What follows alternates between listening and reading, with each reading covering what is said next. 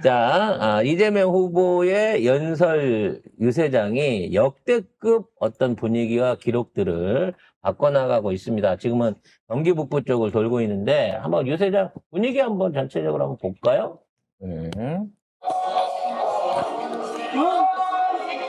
여기가 김포인데 김포는 진짜 넓거든요. 사람에 비해서 농토도 많고. 와. 이 정도의 숫자가 저기 모이는 역사가 있었을까 싶은 생각이 들어요.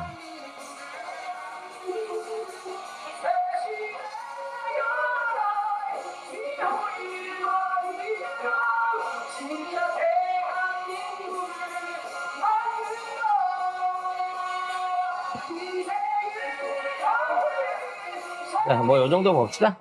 자, 그래서 김포 고향을 찾으면서 현지에서 이제 유세를 하고 있는데 지금까지 본 적이 없는 선거 유세를 들었습니다.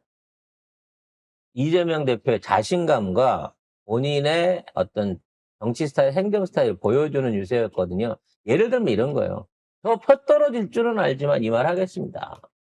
정치인들이 자꾸 경기도 분할해갖고 경기북도 세워준다고 하는데 제가 원래부터 경기도지사 할 때 경기도 남부에 있던 뭐 각종 기관들이나 사무실들 경기북부로 다 옮겨줬다는 거야. 그래서 거기 있는 공무원들이 통근버스 해주세요. 안 돼.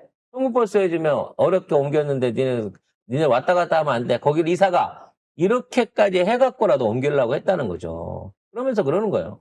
지금 당장 경기북도를 분할하면 경기북도 지역에서 손해나는 그 세수 수입만 해도 3조 원이 넘는데 가뜩이나 지금도 어려운 상황에서 그걸 어떻게 하느냐.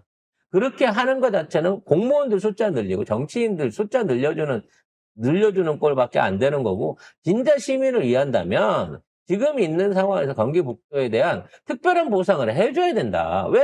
경기북도는 접경 지역으로서 희생을 치르고 있는 부분이 있으니까 거기에 대한 보상을 해서 나중에 경제력의 격차를 줄인 다음에 그 다음에 가서부터 얘기해 볼 수 있지 않느냐. 이런 대담한 얘기를 했어요. 본인은 경기북도 좀 못 해준다고. 안 하겠다고.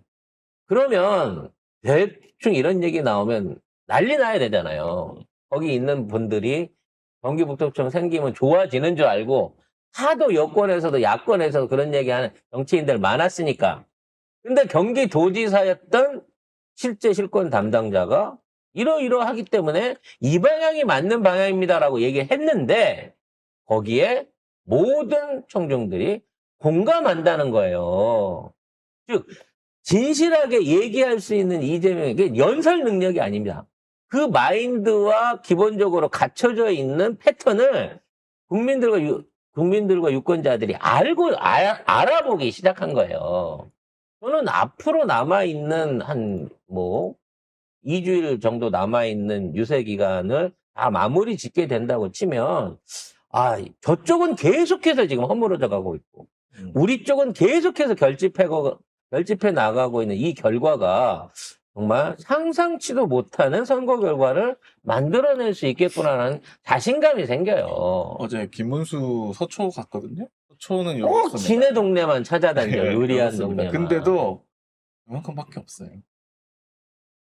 그래도 어제는 동원을 좀 했나 보네. 서초니까. 흰장갑 입은 사람은 다 동원했다고 봐야겠죠. 서초니까. 서초는 다 저쪽이잖아요. 근데 이제 이재명 대표 여긴 고향이거든요.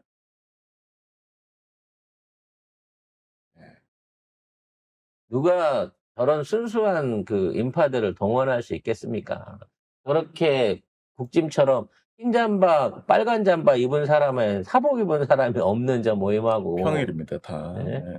진짜 평일에 대단하죠? 일반 시민들이 일반 시민이잖아. 여기 누가 잠바 입은 사람이 있고 누가 당원이거나 동원된 사람이 있겠습니까 이 안에.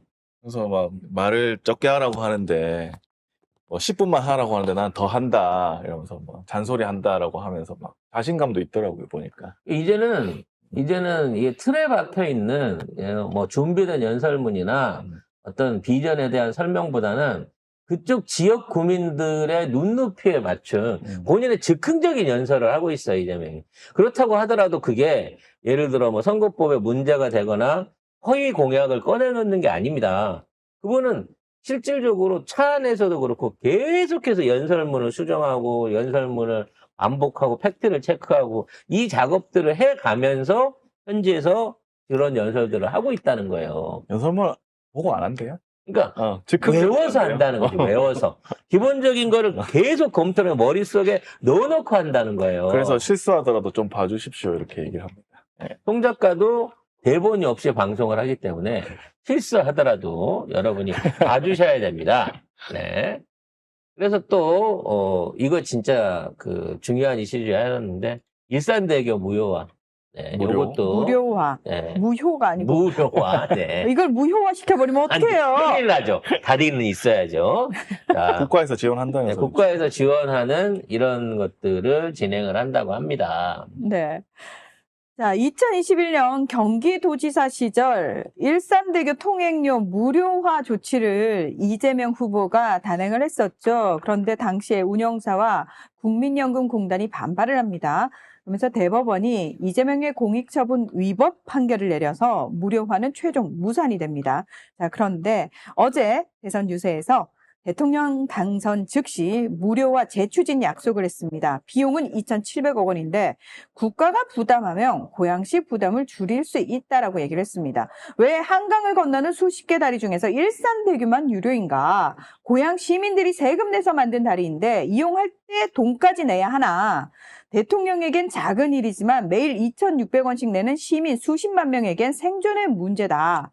작은 민원도 놓치지 않는 것이 큰 정치의 시작이다. 이 자체가 국가 사업으로 진행을 해야 되는데 요거를 반민영화 형태로 했어요. 일부 투자 자금을 끌어들인 거죠. 일부러. 그래서 운영비에 관한 그러니까 통행료에 대한 일정 부분을 걷어갈 수 있게 했단 말이에요.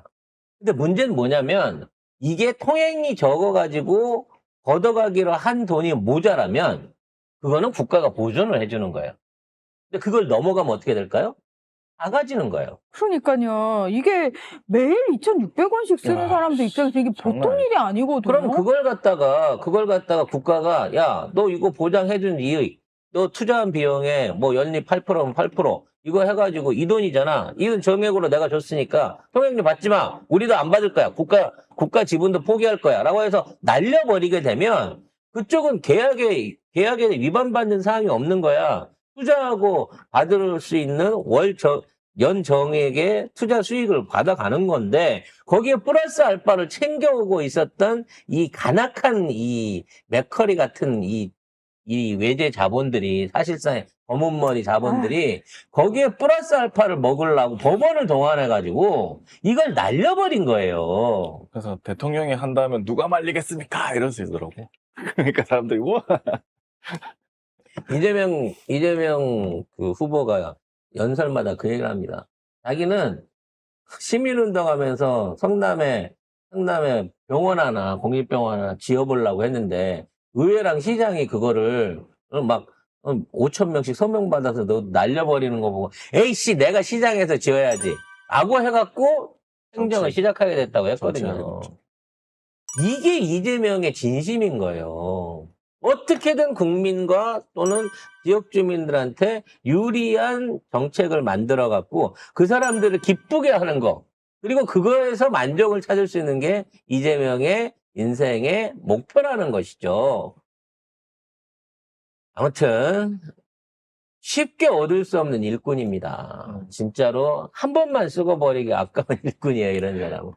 이런 사람은 진짜로 계속해서 재활용을 해가지고 우리나라를 위한 여러 가지 부분 안에서 재활용을 어떻게 대통령으로는 한번 활용하고 그 다음은요? 뭐 외교 특사로도 활용하고 뭐 장관으로도 총리로도 활용하고 할 수 있는 대로 마구마구 활용할 수 있는 그런 정치인 내지는 일꾼을 우리가 이번 기회에 확실하게 한번 채용을 해야겠다는 생각이 듭니다.